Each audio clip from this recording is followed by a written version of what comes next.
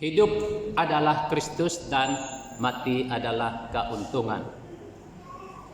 Jadi apa makna hidup adalah Kristus dan mati keuntungan, saudara-saudara?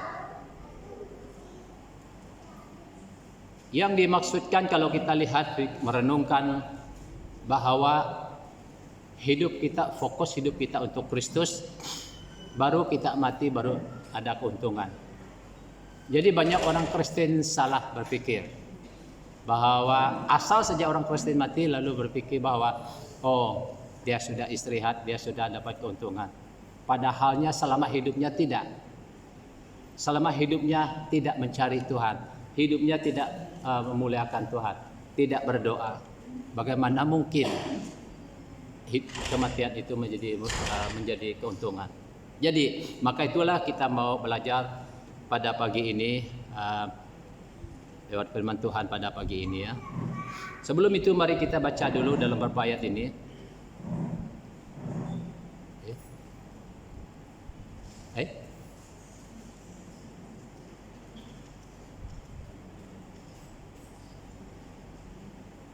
Filipi pasal 1 21 hingga 24. Karena bagiku hidup adalah Kristus dan mati adalah keuntungan. Tetapi jika aku harus hidup di dunia ini, itu berarti bekerja memberi buah. Aku didesak dari dua pihak. Aku ingin pergi diam bersama-sama dengan Kristus.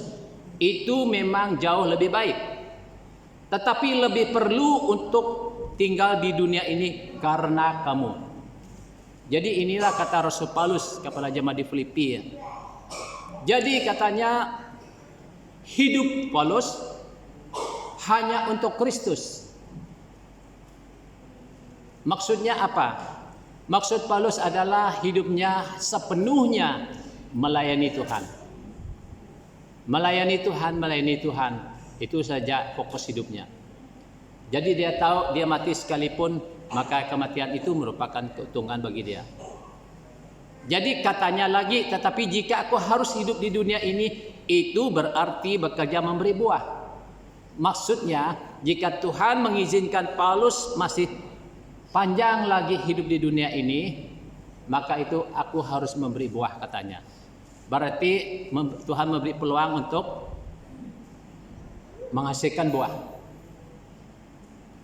Jadi kata Paulus lagi, aku didesak dari dua pihak. Aku ingin pergi diam bersama-sama dengan Kristus, itu jauh memang lebih baik. Jadi menurut Paulus dia ingin pergi bersama-sama Kristus, itu jauh lebih baik. Tetapi katanya lagi, lebih perlu untuk tinggal di dunia ini karena kamu. Apa maksudnya? Lebih perlu aku tinggal di dunia ini karena kamu. Maksudnya lebih perlu Paulus tinggal di dunia ini untuk melayani jemaat Tuhan. Itu sebabnya dia katakan demikian. Jadi hidupnya selagi dia hidup, dia melayani Tuhan. Selagi Yesus memberi peluang untuk dia hidup di dunia ini, dia tetap melayani Tuhan, memberi buah, menghasilkan buah dari pelayanannya. Ya.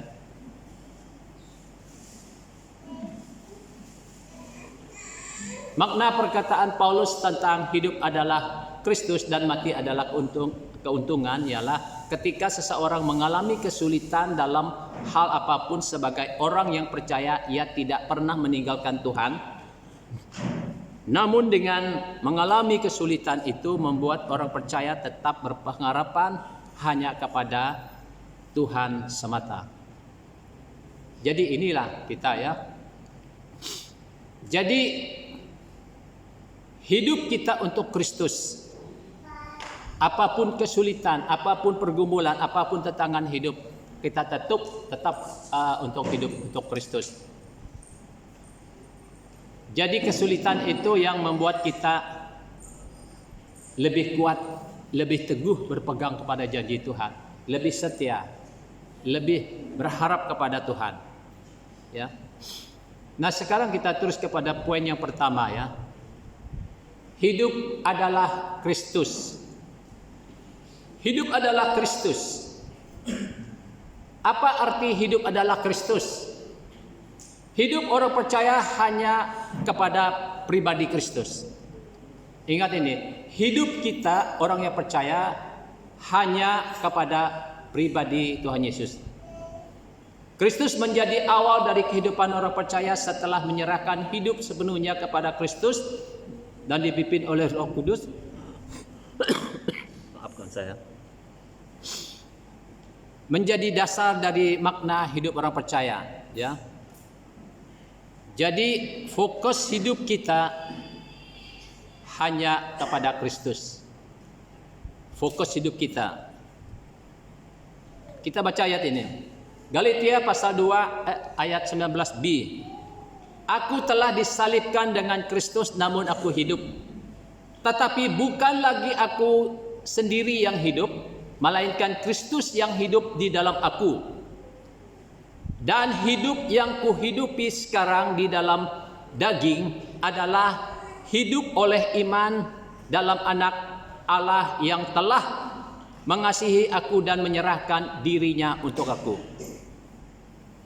Jadi kata Paulus, bukan lagi aku sendiri yang hidup, melainkan Kristus yang hidup di dalam aku.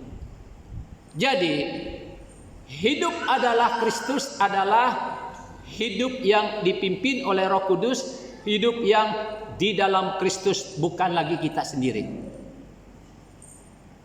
Ya. Kalau kita benar-benar percaya kepada Tuhan, menyerahkan hidup kita kepada Tuhan, ingat bahwa kita bukan milik kita sendiri. Dalam Korintus ada mengatakan demikian, bahwa kita telah dibeli dengan harga yang telah lunas dibayar. Bahwa tubuh kita bukanlah milik kita sendiri, tetapi milik Allah. Itulah Paulus mengatakan demikian juga.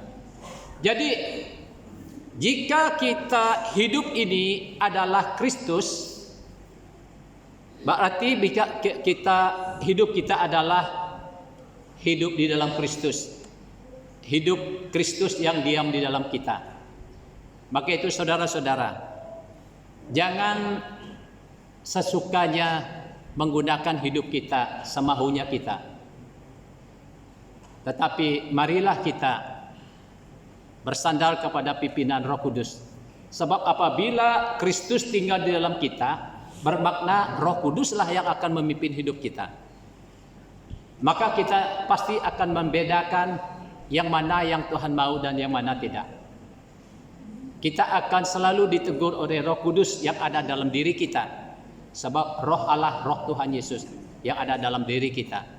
Maka itu kita tidak boleh menggunakan tubuh kita, hidup kita semaunya kita, sesukanya kita melakukan yang tidak baik atau yang tidak berkenan di hadapan Tuhan.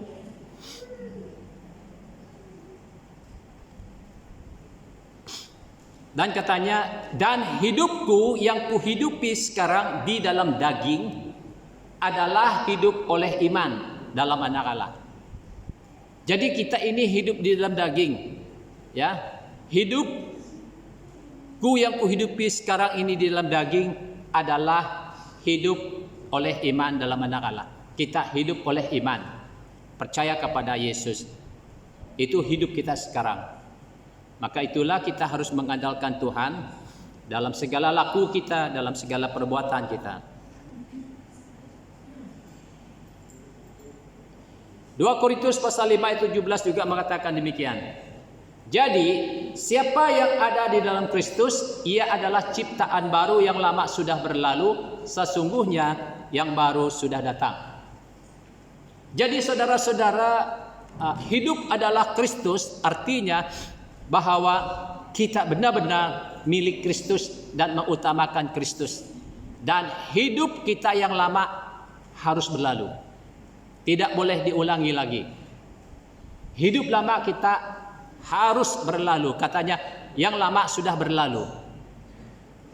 Apakah kita yang lama, hidup lama kita sudah berlalu?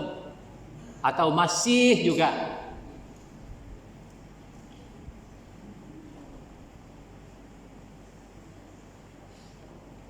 Hidup kita yang lama yang berlalu itu berarti kita benar-benar mengutamakan Tuhan. Sesungguhnya yang baru sudah datang. Sifat lama kita dulu, perangai lama kita dulu, kebiasaan lama kita dulu sudah berlalu, sudah ditinggalkan. Dan yang baru datang, hidup yang baru, karakter yang baru, sifat yang baru, hati yang baru. Itu yang harus datang dalam kehidupan kita sebagai orang percaya. Filipi pasal 3 ayat 13 hingga 14. Saudara-saudara, aku sendiri tidak menganggap bahwa aku telah menangkapnya, tetapi ini yang kulakukan. Aku melupakan apa yang di belakangku dan mengarahkan kepada apa yang di hadapanku, dan berlari-lari kepada tujuan untuk memperoleh hadiah, yaitu panggilan surgawi dari Allah dalam Kristus Yesus. Juga dikatakan Paulus di sini, inilah yang kulakukan, katanya, ini yang kulakukan. Aku melupakan apa yang di belakangku. Lupakan hidup kata yang lama. Apa yang Paulus lupakan di belakang? Dulu sebelum Paulus bertobat, sebelum Tuhan bertemu dengan Paulus, latar belakangnya dia adalah seorang yang pengajar Yahudi. Dia adalah seorang yang boleh dikatakan orang yang hidup mewah, hidup kaya. Tetapi semua kekayaan itu tidak berguna bagi dia. Pangkat-pangkatnya sebagai pengajar, sebagai guru, langsung itu tidak berguna bagi dia. Itulah yang dia melupakan semuanya itu. Tetapi katanya dan mengarahkan kepada apa yang di hadapanku, yaitu apa yang di hadapan Paulus adalah untuk terus melayani Tuhan menurut panggilan surgawi, panggilan Tuhan yang telah memanggil dia untuk melayani. Jadi itulah yang dia lihat ke hadapan, melayani Tuhan terus, dia tidak mau pusing balik lagi. Hidup sebagai orang percaya, sebagai orang Kristen, kita harus fokus hidup kita ke hadapan. Fokus hidup kita untuk melayani Tuhan. Karena itulah tujuan panggilan kita sebenarnya. Jadi itulah yang Paulus lakukan. Dia terus mengarah dirinya ke hadapan, melayani Tuhan dengan segenap hatinya. Dan katanya lagi, berlari-lari kepada tujuan untuk memperoleh hadiah, yaitu panggilan surgawi dari Allah dalam Kristus Yesus. Jadi itulah yang dia kejar-kejarkan. Itulah yang hadiah yang dia tunggu-tunggukan, yaitu hadiah panggilan surgawi. Saudara-saudara, ini kita semua ada panggilan yang sama. Tetapi selama kita diberi izin untuk hidup di dunia ini, marilah kita menghasilkan buah seperti Paulus.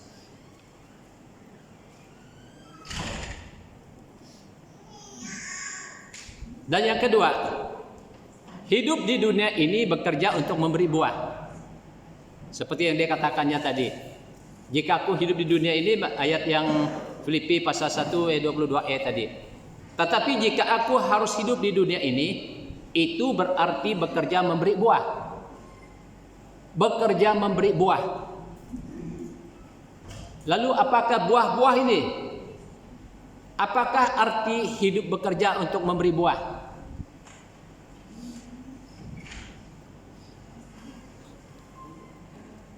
Kita baca Yohanes 15 ayat 16. Bukan kamu yang memilih aku, tetapi akulah yang memilih kamu, dan aku telah menetapkan kamu supaya kamu pergi dan menghasilkan buah, dan buahmu tetap. Jadi Tuhan Yesus memilih murid-muridnya dan menetapkan mereka untuk pergi menghasilkan buah, yaitu buah pelayanan, membawa jiwa-jiwa, menyelamatkan jiwa, menguatkan yang percaya. Itulah tujuan daripada panggilan murid-murid Yesus. Jadi dia mengutus mereka supaya mereka pergi menghasilkan buah. Saudara-saudara, kita dipanggil Tuhan, kita menjadi percaya oleh Kristus. kita pun harus menghasilkan buah. Dan kita terus melayani Tuhan. Melayani Tuhan. Sebab itulah tujuan panggilan kita. Kita harus melayani Tuhan. Tidak boleh kita katakan, oh bukan saya. Tapi mereka ini. Jangan. Katakan kepada Tuhan, apa yang saya harus buat untuk Tuhan? Apa yang harus saya lakukan? Tuhan pasti akan menjawab dan Anda akan menemukan apa sebenarnya pelayanan yang harus kita lakukan.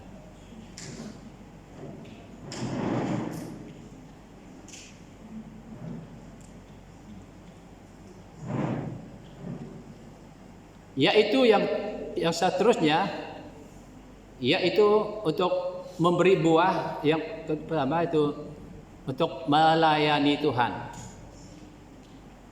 Roma 12 ayat 11.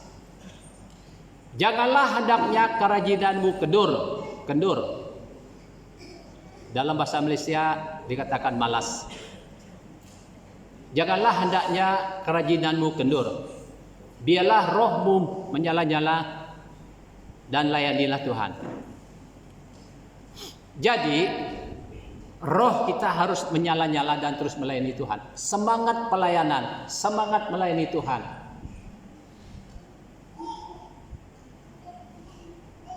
Ya. Apapun bentuk pelayanan kita harus bersemangat untuk melayani Tuhan. Sebab Tuhan mau kita melayani dengan roh yang menyala-nyala, dengan hati yang sungguh-sungguh. Apapun bidang pelayanan kita. Matius 20 ayat 28, sama seperti anak manusia datang bukan untuk dilayani melainkan untuk melayani dan untuk memberi nyawanya bagi tebusan bagi banyak orang. Saudara-saudara, kalau kita lihat Yesus sendiri, Yesus datang tinggalkan kemuliaannya di surga, lalu menjelma menjadi manusia, dilahirkan melalui Maria dan hidup di dunia ini seperti manusia dan dia melayani. Itu sebabnya dikatakan sama seperti anak manusia datang bukan untuk dilayani melainkan untuk melayani. Dia adalah raja atas segala raja, Tuhan atas segala Tuhan. Sekarang dia merendahkan dirinya serendah-rendahnya lalu melayani.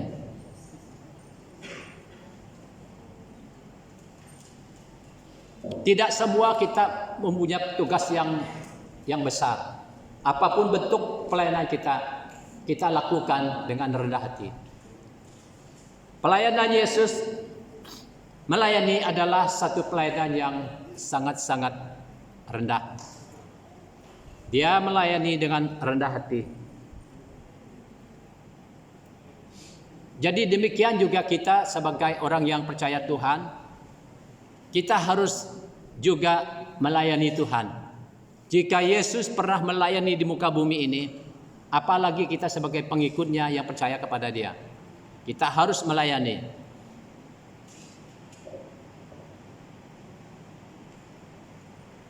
Saya pikir di dalam satu minggu, untuk diri kita sendiri mungkin 99%. Untuk pelayanan Tuhan tak sampai 10% dalam tempoh satu minggu.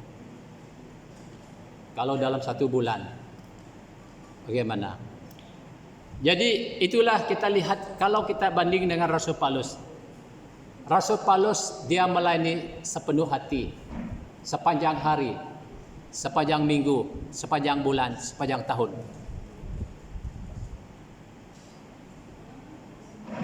Jadi semuanya untuk pelayanan, untuk melayani Tuhan bagi rasul-rasul yang dahulu.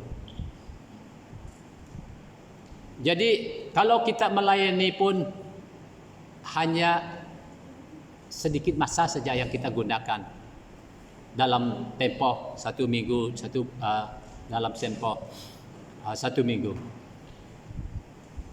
Tidak seperti yang dilakukan oleh Yesus. Yesus melayani selama 3,5 tahun Sampai meletak kepala pun dia tidak ada katanya tuh. Berarti pelayanan terlalu padat. Pelayanan terlalu padat. Dia mau pergi sembunyi pun orang sudah tunggu dia di sana. Dia mau pergi sini pun orang sudah berduyun-duyun ikut dia.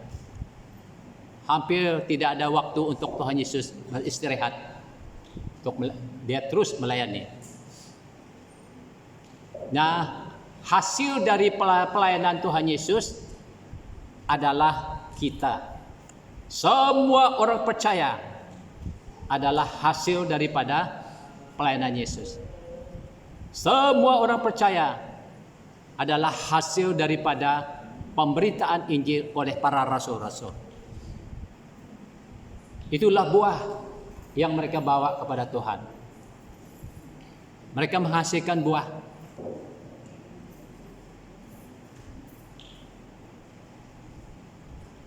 Kalau kita lihat di dunia ini, orang Kristen dunia, seluruh dunia ini mungkin sampai ke 1 billion atau 1 billion lebih. Saya kurang pastilah. Orang Kristen saja. 2 billion lebih orang Kristen.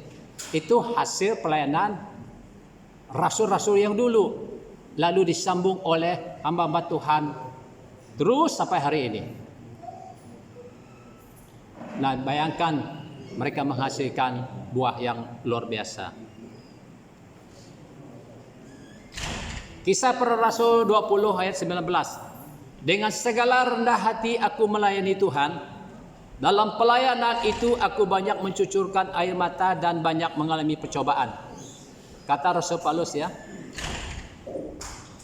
Banyak dengan segala rendah hati aku melayani Tuhan. Melayani Tuhan dengan segala rendah hati. Jangan melayani Tuhan, oh kalau saya punya jabatan ini baru saya mau. Ini tidak baik. Apa yang Anda buat bukan untuk Tuhan, untuk mencari pujian. Oh kalau saya dapat jabatan ini baru saya mau melayani. Jangan. Kalau kita lihat dunia berebut jabatan. Di peringkat manapun di dunia ini orang berebut jabatan. Tetapi di dalam gereja, dialah Tuhan sendiri yang memilih. Dialah Tuhan sendiri yang milih dan setialah kita kalau kita dipilih. Itu saja. Jangan merasa kita lebih baik daripada orang lain. Jangan merasa kita lebih benar daripada orang lain sehingga kita tidak setuju dengan orang yang memimpin kita. Itu tidak baik, ya. Tetapi Paulus kita lihat dengan segala rendah hati aku melayani Tuhan. Dalam pelayanan itu aku banyak mencucurkan air mata dan banyak mengalami percobaan. Kalau saya imbas kembali kepada pelayanan saya banyak mencucurkan air mata. Saya banyak sekali. Saya banyak mengalami percobaan. Banyak sekali. Tetapi aku tahu itu adalah salib untuk melayani Tuhan. Tantangan. Ya, sebab tidak ada pelayanan yang baik saja, semuanya oke saja. Ada kalanya kita menghadapi cabaran. Ada kalanya kita menghadapi hal-hal yang tertentu yang tidak terlintas dalam hati kita terjadi. Kadang-kadang itu boleh berlaku. Kadang-kadang banyak para hamba Tuhan ini stres, tertekan dalam pelayanan. Banyak yang kena darah tinggi. Kawan saya pun, pastor pun kena darah tinggi. Karena terlalu stres. Itu beban. Itulah salib yang kita pikul. Yang melayani Tuhan. Tapi ada juga pastor yang oke saja, rileks saja di tempat pelayanannya. Ada yang menghadapi sabatan yang sangat hebat. macam-macam. Jadi walau bagaimanapun harus melayani dengan rendah hati. Harus melayani dengan segenap hati. Sekalipun kita ada tentangan, sekalipun kita mencucurkan air mata. Sebab ada ayat mengatakan dia akan dia akan hapus air mata mereka. Dalam ayat dalam Wahyu kan yang dikatakan demikian.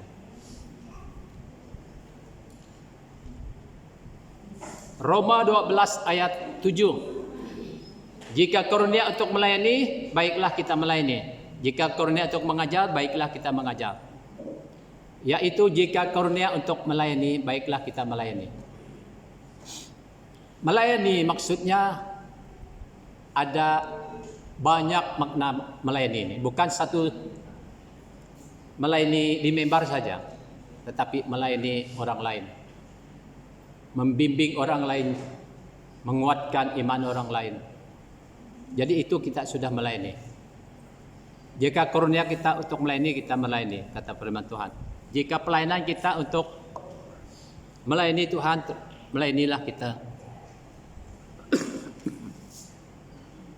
Melayanilah kita dengan setia. Jika karunia untuk mengajar, baiklah kita mengajar. Jadi kita tahu di mana bidang yang Tuhan percayakan kepada kita. Gunakanlah itu sebaik mungkin. Kalau Tuhan meletakkan kita satu pelayanan, lalu saya mau pelayanan ini, saya mau pelayanan itu, saya mau pelayanan ini, saya tidak suka pelayanan ini, saya mau yang itu. Sesukanya kita mau pilih pelayanan kita. Sedangkan Tuhan mengatakan ada karunia untuk ini, ada karunia untuk orang ini. Jadi di mana karunia kita ada, disitulah kita melayani. Ya, apa yang Tuhan taruh dalam diri kita, gunakanlah itu. Asah bakat kita kalau kita ada di satu tempat pelayanan. Itu yang maksudnya kita harus melayani. Sebab pelayanan kita untuk melayani Tuhan. Dan seterusnya, yang ketiga, dan mati adalah keuntungan. Jadi kita lihat Rasul Paulus lagi. Rasul Paulus ketika dahulu dia tidak percaya Kristus, tetapi dia bertemu dengan Tuhan Yesus, dia bertemu dengan Tuhan Yesus sendiri waktu dia pergi ke Damsyik untuk menangkap orang percaya pengikut Kristus. Di situ Tuhan menampak diri kepadanya. Saulus, Saulus, mengapa engkau menganiayai aku, kata Tuhan. Siapa engkau Tuhan? Akulah Yesus Kristus yang engkau aniaya. Saudara-saudara, bayangkan kalau kita menyerang, memfitnah, atau itu bermakna seseorang percaya Tuhan, ya, bermakna kita sedang menyerang Tuhan itu sendiri. Itu jemaat yang percaya kepada Yesus, itu yang Paulus mau tangkap. Tetapi Tuhan mengatakan, mengapa engkau menganiaya aku? Dia tidak mengatakan, mengapa engkau mengenai jemaatku? Tidak, Tuhan Yesus tidak berkata demikian. Paulus, mengapa engkau menganiayai jemaatku? Tuhan tidak berkata demikian. Tetapi dia berkata, mengapa engkau menganiayai aku? Jadi, hati-hati. Jangan sampai kita menyerang. Ternyata kita menyerang Tuhan. Hamba Tuhan yang diurapi. Hamba yang Tuhan yang dipakai Tuhan. Jangan coba-coba mengkritik, menyerang dia. Itu sama kita menyerang Tuhan sendiri. Sebab Tuhan yang mengurapi mereka. Tuhan yang pakai mereka. Itulah sebabnya Paulus seluruh hidupnya adalah untuk Tuhan. Fokus hidupnya untuk terus melayani Tuhan. 100% hidupnya untuk melayani Tuhan. Jerih lelahnya dia. Dia banyak mencucurkan air mata. Dia banyak mengalami percobaan. Tetapi penghujung hidupnya dia tahu bahwa aku memelihara iman. Dia tahu bahwa kematian itu merupakan keuntungan bagi dia.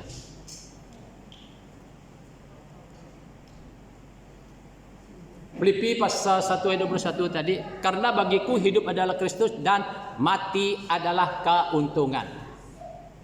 Tidak ada keuntungan orang yang mati dalam Tuhan. Lebih dari itu, tidak ada keuntungan lebih dari itu. Tetapi kenyataannya hidup ini, saudara-saudara, kalau soal mati, oh jangan dulu Tuhan. Jangan dulu, tunggu dulu Tuhan. Belum sedia Tuhan, tunggu dulu. Padahal kematian orang yang percaya Tuhan adalah keuntungan. Tetapi pada kematian ini tadi, semua orang percaya, jangan dulu Tuhan, jangan dulu. Nah, ada satu anak buah saya bimbing dia, saya nasihat dia. Saya suruh dia menyerahkan hidupnya kepada Tuhan. Apa yang dia jawab? Oh belum kata dia. Saya masih mau enjoy kata dia. Mau enjoy? Apa yang kamu nak enjoy? Rupa-rupanya dia mau bebas, mabuk sana, mabuk sini, minum sana, enjoy dengan kawan, panggang-panggang, pergi pesta pora dan sebagainya. Itu yang dia mau enjoy. Tapi untuk menjarah hidup pada Tuhan, belum lagi lah kata dia. Jadi banyak orang seperti ini. Saudara-saudara, tetapi tahukah kita bahwa nafas kita dalam tangan Tuhan? Itulah sebabnya dia berkata dalam ayat yang lain, pada malam ini juga aku mengambil nyawamu. Untuk persediaan siapakah itu?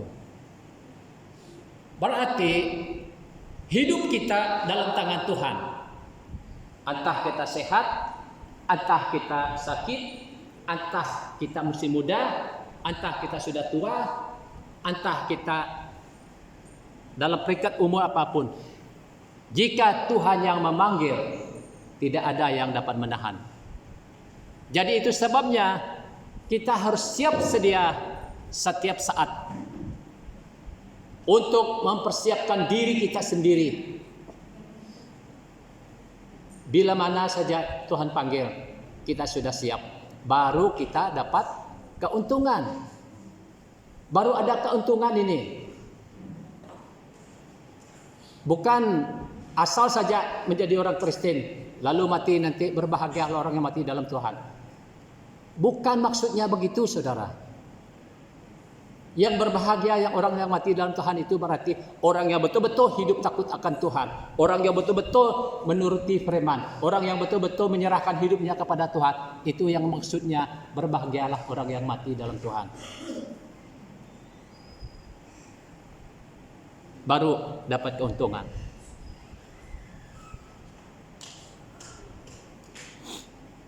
Kisah para Rasul 20-24. Tetapi aku tidak mengherau nyawaku sedikit pun, asal saja aku mencapai garis akhir dan menyelesaikan pelayanan yang ditugaskan oleh Tuhan Yesus kepadaku untuk memberi kesaksian tentang Injil kepada kasih karunia Allah. Nah, kita lihat Rasul Paulus di sini dia katakan juga ada dua. Yang pertama, dia mau menyelesaikan tugas pelayanannya sampai ke garis akhir. Bukan setengah-setengah. Tugas pelayanannya adalah untuk memberitakan kasih karunia Allah sampai garis akhir hidupnya. Berarti tidak ada istilah retire. Tidak ada istilah pensiun di dalam melayani Tuhan. Jadi sampai garis akhir. Tapi kalau kita lihat memang tidak salah juga orang-orang hamba Tuhan yang ada pencen melayani, sebab bergantung kepada kesehatan, sebab usia yang sudah lanjut tidak mampu untuk melayani, maka itu sebabnya ada pencen orang yang melayani Tuhan. Tetapi selagi kita ada kekuatan, selagi kita diberi peluang, kita terus melayani Tuhan. Di dalam Tuhan tak ada istilah pencen. Sekalipun kita pencen secara menjadi penggembalaan atau penginjil, tetapi hidup kita tetap menjadi berkat. Hidup kita terus menjadi berkat bagi orang lain. Itu berarti kita masih melayani Tuhan. Jadi saudara-saudara, kita lihat kata Rasul Paulus di sini, asal saja aku dapat mencapai garis akhir. Asal saja aku mencapai garis akhir, sudah cukup bagiku katanya. Dan menyelesaikan tugas pelayanan yang ditugaskan oleh Tuhan kepadaku. Saudara-saudara, dalam situasi apapun saudara,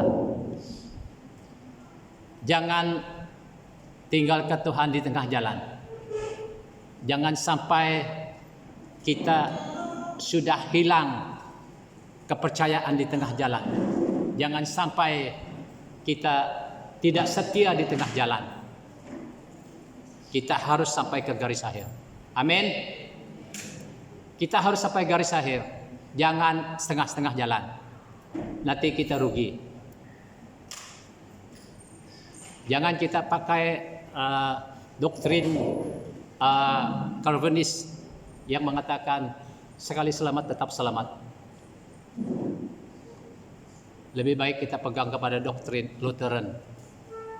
Keselamatan itu hilang kalau tidak setia. Jadi benar kalau kita lihat dalam firman Tuhan, barang siapa setia akan ku mahkotai mahkota kehidupan. Berarti ada yang setia, ada yang tidak setia. Yang setia baru diberi mahkota kehidupan. Jadi tafsiran Calvinis ini mengatakan bahwa tidak mungkin Tuhan yang baik itu memberi keselamatan lalu dia tarik balik lagi. Memang Tuhan tidak tarik keselamatan itu. Kalau kita sudah mendapat keselamatan itu sudah milik kita. Tetapi yang membuat keselamatan itu hilang pribadi kita sendiri, bukan Tuhan. Ingat, bukan Tuhan menariknya kembali. Karena ketidakkesetiaan kitalah kita kehilangannya. Bukan karena Tuhan yang menariknya. Itu fahaman yang salah bagi saya, doktrin yang salah. Jadi itu kita harus sampai garis akhir, setia. Juga Paulus mengatakan, setelah aku memberitakan Injil, jangan sendiri yang ditolak. Ada juga dia mengatakan demikian. Maksudnya, setelah dia memberitakan Injil, tetapi kemudian dia tidak setia, sudah tentu dia ditolak. Itu maksudnya di situ.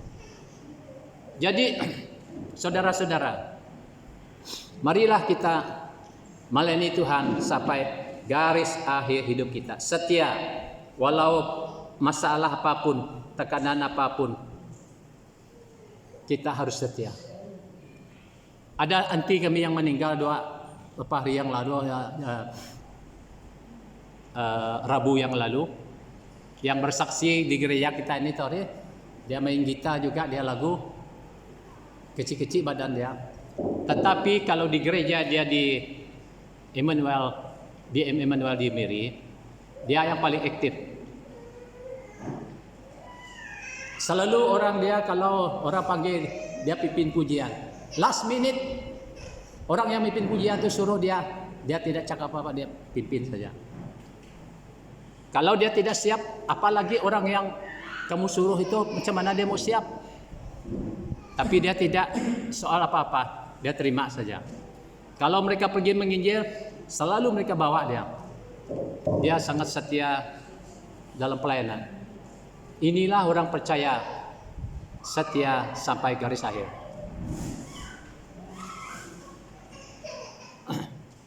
Tapi walaupun dia anti saya, dia muda dari saya lagi. Kalau di segi usia dia baru 1971 dia masih muda, baru 50 52 umur dia.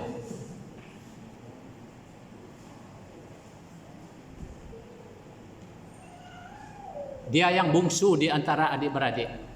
Ada adik-beradik berapa? 8 ke 9 orang. Dia yang paling bungsu. Tapi dia pula yang dipanggil Tuhan.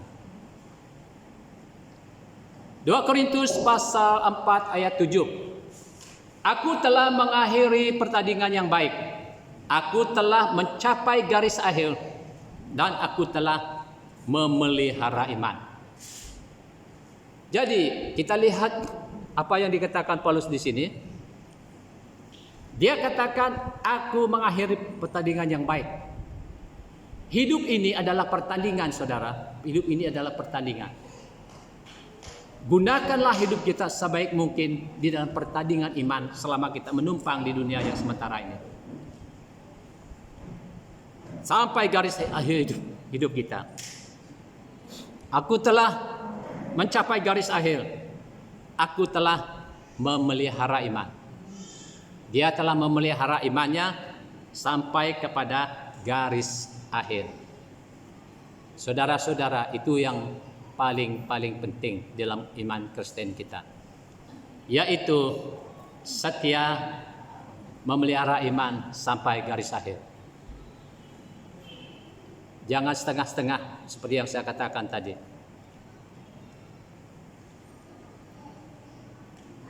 Mazmur 106 ayat 15. 116 ayat 15. Berharga di mata Tuhan kematian semua orang yang dikasihinya. Jadi saudara, sangat berharga, saudara. Kematian kita yang dikasihi Tuhan berharga di mata Tuhan.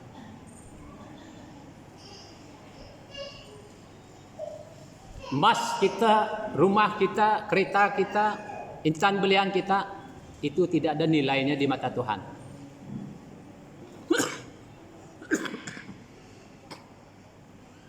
Tidak ada nilainya di mata Tuhan. Yang berharga di mata Tuhan adalah kematian orang yang dikasihi Tuhan. Kematian orang percaya. Itulah yang sangat-sangat berharga di mata Tuhan. Jadi sekali lagi saya ingin menasihati kita semua. Kuatkanlah hati kita. Kuatkanlah iman kita. Apapun yang kita hadapi dalam hidup ini. Jangan menyerah. Jangan menyalahkan Tuhan. Jangan menyalahkan keadaan. Jangan menyalahkan ini. Jangan menyalahkan itu. Tetapi datang di hadapan Tuhan dengan rendah hati. Penyerahan diri kita sungguh bermakna di mata Tuhan. Penyerahan diri kita datang dengan rendah hati di hadapan Tuhan. Akui siapa kita di hadapan Tuhan. Itu yang harus kita lakukan. Kita baca ayat yang terakhir. Wahyu 14 ayat 13. Dan aku mendengar suara dari surga. Berbahagialah orang-orang mati yang mati dalam Tuhan sejak sekarang ini. Sungguh kata Roh, supaya mereka beristirahat dari jerih lelah mereka, karena segala perbuatan mereka menyertai mereka.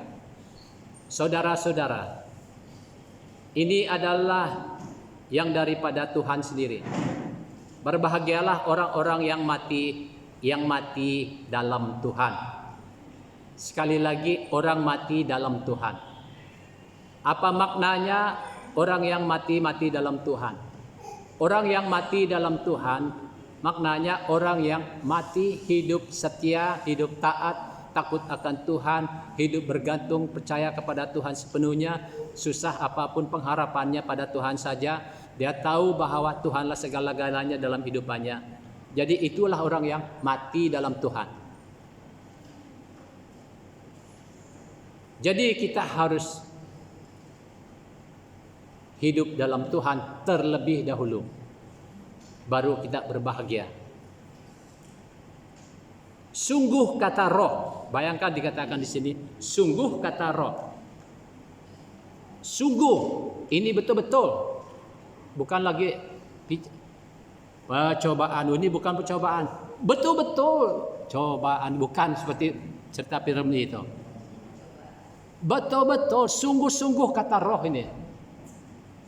Sungguh-sungguh kata roh supaya mereka beristirahat dari jerih lelah mereka, karena segala perbuatan mereka menyertai mereka. Saudara-saudara, jerih lelah kita melayani Tuhan, nanti kita akan beristirahat bersama Tuhan. Segala perbuatan mereka menyertai mereka. Tahukah Anda apa yang Anda buat hari ini? Pelayananmu melayani Tuhan, kesungguhan hatimu melayani Tuhan, kesetiaanmu kepada Tuhan, itu akan menyertai kita. Pengorbanan kita untuk membantu melayani Tuhan, semuanya akan menyertai kita. Kalau kita mau perbuatan kita menyertai kita, buatlah semampunya kita melayani Tuhan. Baik dari tenaga kita, dari segi keuangan kita. Sebab itu akan menyertai kita.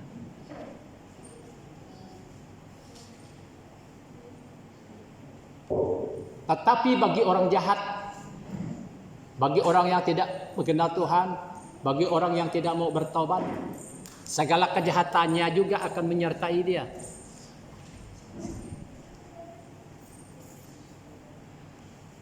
Kita bersyukur kepada Tuhan karena usaha kita, jerih lelah kita, pelayanan kita selama kita menumpang di dunia ini tidak sia-sia. Jadi pasti kita akan mendapat balasan yang setimpal dengan perbuatan kita.